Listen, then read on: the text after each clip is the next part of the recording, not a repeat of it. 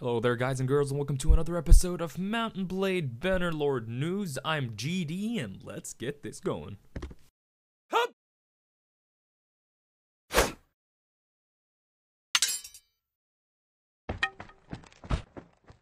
Alright, so we have another blog from the Mountain Blade developer forums, Mountain Blade 2 Bannerlord. Finally some news, it's been a while. So let's get right into it. So this week's blog was mainly about animations and how the folks over at Taleworlds do their animation and how they kind of put it in the game and what tools they have and what approaches they take to basically bring us the animations. They were about, you know, does it look real? Does the animation look real? Does it look plausible?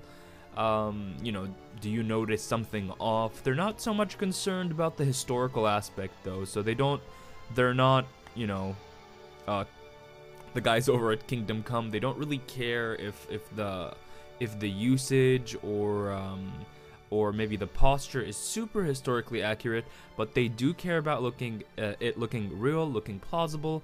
And the main thing that kind of pushes them is the damage calculations. So things like reach, things like the speed of the swing, how much damage that's gonna do.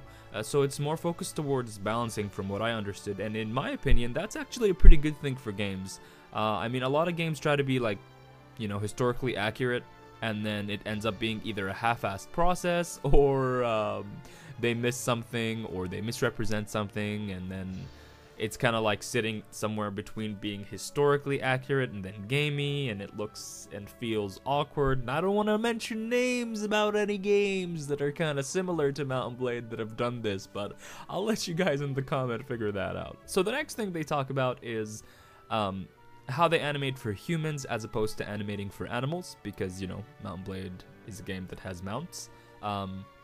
So for humans, and this is actually super cool, Taleworlds have a 18 camera motion capture system that is located on site. Yes, you heard it here first, folks. Well, you probably read it, but it's located on site, so that means that they have people available to be motion capping all the time. And this is when we're gonna get into the pictures here. You've probably been looking at this first one here for a while. So this is the Mocap system that they have. You can see that there is the stuntman over there. I kind of would like to see a little bit more markers on that suit, but considering that they're actually only looking at pivots, that's actually pretty good. They've got a few on the feet there, which is really cool for footwork, and that means we're gonna see lots and lots more footwork detail. You can see there on that on the stuntman, his ankle has a marker, it has 2 markers on it, and then his foot has 3 markers on it. So that's super cool. I'm really excited for that.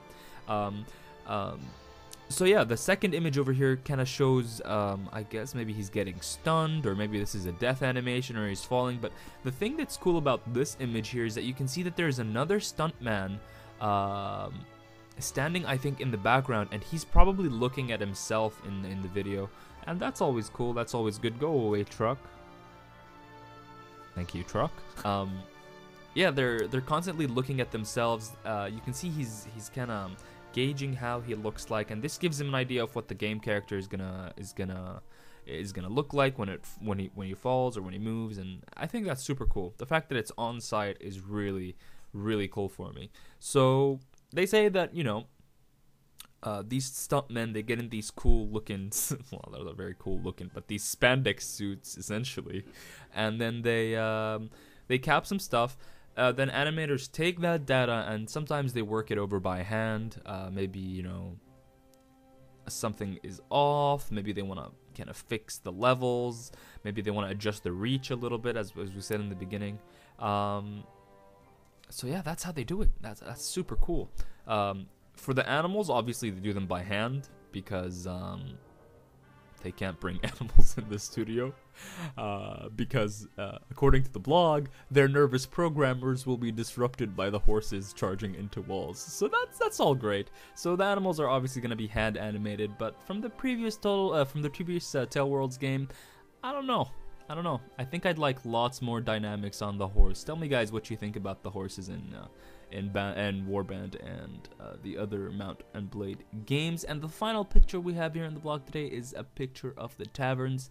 and instantly, just from looking at the graphics, you can tell that there's lots more detail, lots more resolution in the textures. That's definitely very obvious.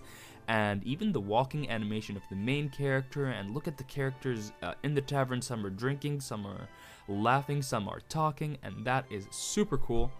Super excited now for Bannerlord. And each time a blog comes out, I get a little bit tingly on the inside, and it's like, oh my god, I can't wait to play this game. When is it gonna come? But yeah, really cool stuff here for the blog. Hope to see more of the developers. Come on, developers, we want more blogs so we can push out more of these videos. Tell your friends about the game. Check out Taleworlds on Facebook and Twitter. Follow me also on Twitter and Facebook if you enjoyed this video. Please remember to leave a thumbs up and a comment. Tell me about what you think about the animations, about the blog. Yeah, hit me with it. Let me know. Share it with your friends. Do all that. Shazam. Thanks for watching, guys, and I'll see you in the next one.